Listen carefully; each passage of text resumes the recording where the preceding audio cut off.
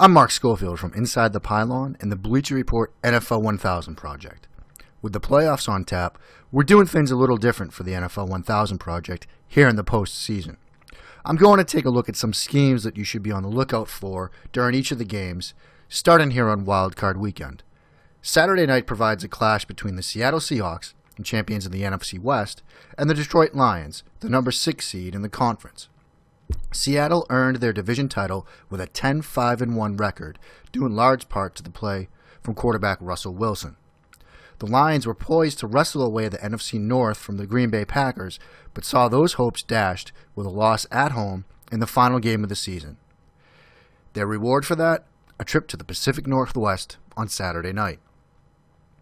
The tight ends might be the players to watch on Saturday night. The Lions rely on Eric Ebron in the passing game, and he turned in the best season of his career despite missing 3 games. Look for Detroit to get him involved on out routes, setting the table for deeper plays down the field. When the Seahawks have the football, they like to get Jimmy Graham the ball in the seams and in the vertical passing game, often trying to get the big tight end isolated on smaller cornerbacks and safeties. We're going to start with the Lions and this play from Week 14 against the Chicago Bears. This comes in the first quarter with 46 seconds left in the quarter. It's a 2nd down and 8. I have the offensive play arc drawn up. You'll see there's a levels concept from the Lions from the right side of the formation with this deep in cut and then a shorter in cut here. And to the left side, we get a 2-man sail concept. We get a vertical route from the outside, and Ebron from the wing runs this out route. Detroit's going to have a little fire zone here. They're going to blitz this linebacker. And what they're going to do, they're going to draw this defensive end, this linebacker, and rotate this strong safety up. He's going to end up responsible for Ebron on the out route. Now what we see here is both good route running from the tight end, makes a quick cut towards the sideline, and then good ball skills at the catch point as he pulls in the throw from Stafford. Releases vertically, quick cut, good catch, gets both feet down and gets out of bounds. This is well timed from Stafford as well. Great hands from Ebron. This is a play from Week 16 against the Dallas Cowboys. It comes in the second quarter at the 11-minute and 4-second mark. It comes on a 3rd and 6. We have a curl flat concept from the left side of the formation with a curl route from the wide receiver and a flat route from the running back. And we get a flood concept to the right. We're going to get a pivot route from Andre Roberts, the outside receiver, who runs this pivot route. We get the deep out route here, and Ebron from the wing runs this sort of intermediate out route. Dallas is in a 3-2-6 dime package. They're going to go cover 2 man under, and they're going to use this linebacker here to spy Stafford. Again, Ebron on the out route working against a safety. That's Jeff Heath. We see another good out route, gets separation on his cut, and another good catch and a well-timed throw again from Stafford. Pushes vertically, gets him on his hip, good cut, good catch of a high throw, 1st down. Stafford buys a little bit of time here, but again, great catch and a great route. Now we're going to see the out and up. We've seen 2 out routes with how they like to use Ebron in certain situations. Now we're going to see an out-up route on sort of an exit-enter concept.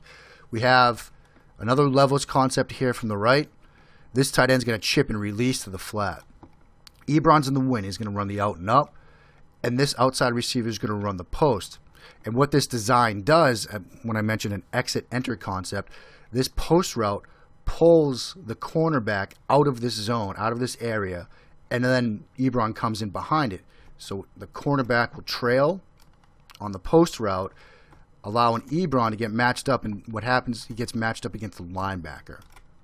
Stafford does, again, buy a little bit of time, rolling to his left, and because of the design of the play, it puts this linebacker eventually in a bind. Does he come forward onto the quarterback or stay with his man? This play comes on a 3rd and 14, so it's a big spot in this game, and Ebron makes a big play. Routes begin. You see that route pull the corner, Ebron open. You see that linebacker get sort of caught in between. Looking at it again. There's the linebacker. He's going to get caught right here. He's between a rock and a hard place because Stafford's broken the pocket. He could run for this, but it's 3rd and 14. You almost wonder if the linebacker should have just stayed on his guy. Either way, it's a tough spot to be in. Linebacker freezes for a minute. That gives Stafford enough time. Again, that cornerback pulled to the middle of the field on the post route. Ebron pretty good after the catch. So that's how the Lions like to use Ebron. They like to get him on out routes, sort of isolated sometimes against safeties. In one case, it was a reserve safety, Jeff Heath. They also set up the out route and then use the out and up. That's Detroit. Let's take a look at Jimmy Graham. As I mentioned, the Seahawks like to get him involved up the seams in the vertical passing game. This first play is from Week 9 against Buffalo. It's the first play of the second quarter. We're going to see a fake screen. If you watch the video that I did for the Dolphins and Steelers game, the Steelers like to use the fake screens. Seahawks do that as well. We get motion on this play. It's not here at the start. We'll see it from the end zone view. But the Seahawks use motion a lot as well to try to confuse a defense and try to get some advantageous matchups. On his vertical route, Graham's going to get matched up against Robert Blanton, a 6'1" 1" strong safety. Graham's 6'6". That's a big height advantage for a receiver. Wilson drops in a good throw, and Graham runs a good route, makes a great catch. You see the fake screen, matched up against a safety. Great throw, great catch, one-handed, draws defensive pass interference as well. Great catch. Going back to the end zone angle for a second, you see right here we've got motion from Tyler Lockett, got defensive backs rotating. Creates a last-minute decision for the defense, trying to get defenders confused in the secondary. They cover it well. Blanton on Graham. He's in good position, but that height difference is a big advantage. Now we're going to look Week 12 against Tampa Bay. This play comes in the fourth quarter. It's a 4th and 14, sort of a do-or-die situation. Seattle's trailing in the game at this point. We're going to get a vertical route on the outside. We get an out route here, an in cut here, and Graham on the seam. This is against a cover 4 look. Graham's basically going to get isolated against the linebacker here. And you just see how he could use his big frame in the middle of the field to make a big play on the seam route.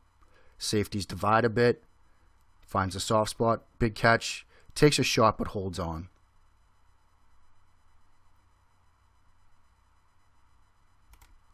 Now one more play from Week 9 against Buffalo. This is another good example of using a little bit of motion, get Graham isolated on a smaller defender, and letting him use his big body in space on a vertical route, in this case a seam, kind of bending towards the middle of the field. We get a flat route here, and then Graham's route aiming towards the middle of the field. We get a little divide concept over here where we've got a post route, and then a wheel route to the outside. Cover 2, man under. Graham's going to get matched up against cornerback Nickel Roby-Coleman, who's 5'7".